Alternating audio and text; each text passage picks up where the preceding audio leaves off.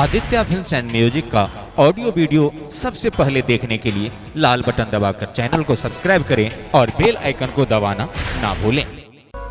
आओ एक पिता अपना पुत्र के पढ़ा के लिए प्रेरित करे, अपना जीवन में जो कमी भेलन है एकर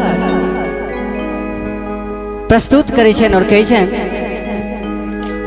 बैसल छ बउआ रे किया मन मार के, बैसल छ बउआ रे किया मन मार के, पढ़ैल जो नहीं तो देबो देश सार रे, बैसल छ बउआ रे किया मन मार के, बैसल छ बउआ रे किया मन मार के, पढ़ैल जो नहीं तो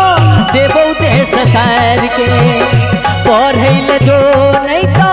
देबो देश सार रे।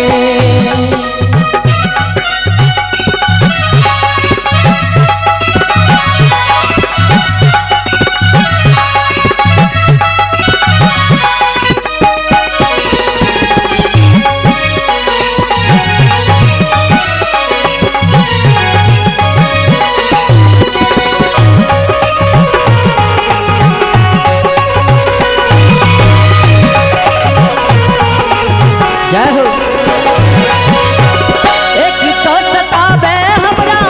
हट,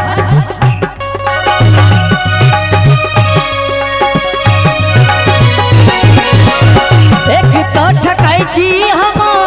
हटिया बाजार में, दोसर सब घरारी बिक गए 2000 में,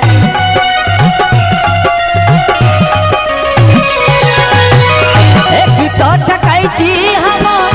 हटिया बाजार में, दोसर सब घरारी बिक गए 2000 में, तहूँ जे पढ़ल रहबे चलबे सोच विचार के, तहूँ जे पढ़ल रहबे चलबे सोच विचार के, पढ़ैल जो नहीं तो देबो देश सार रे, पढ़ैल जो नहीं तो देबो देश सार रे।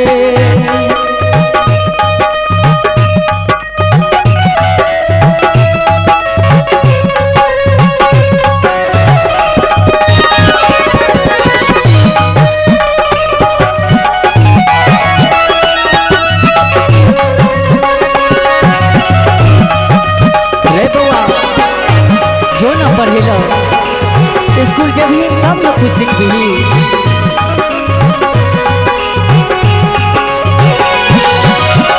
कहे जियो तोरा पिछले ज्ञान के जोरिया, बिना पढ़ने लिखने बउआ जीवन चाहिए अनहरिया,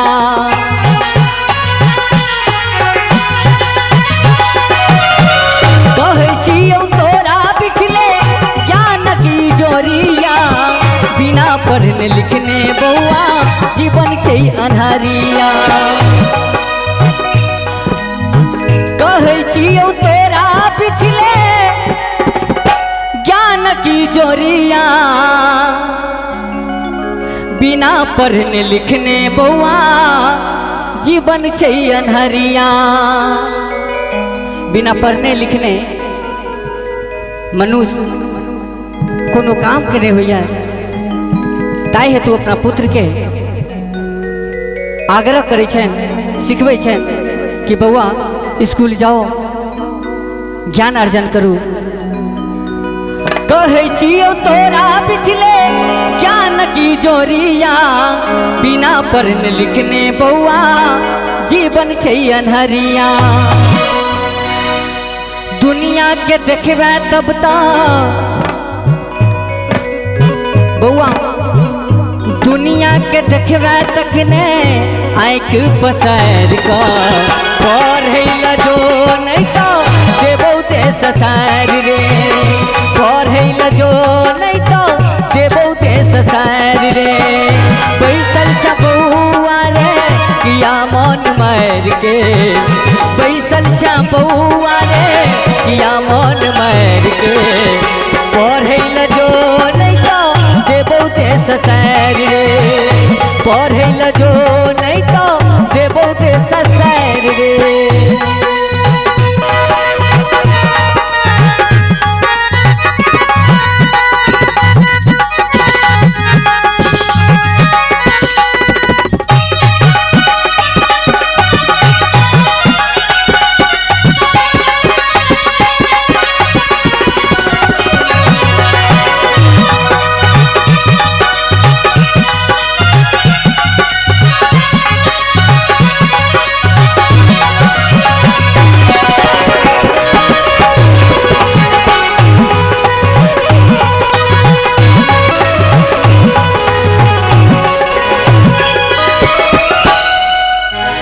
हम सब त मूर्खे रहलो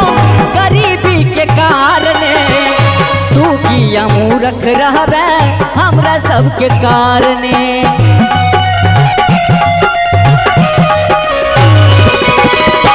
हम सब त मूर्खे रहलो गरीबी के कारणे, तू किया मूर्खे रहबे हमरा सब कारणे। कहो त्यागी अमृत चलना सोची विचार के, कहो अमृत चल रे बउआ सोची विचार के। पढ़े जो नहीं तो देबो के ससैर रे पढ़े जो नहीं तो देबो के ससैर रे। बैसल छ बउआ रे किया मन मार के, बैसल छ बउआ रे किया मन मार के। पढ़े जो नहीं तो देबो दे ससैर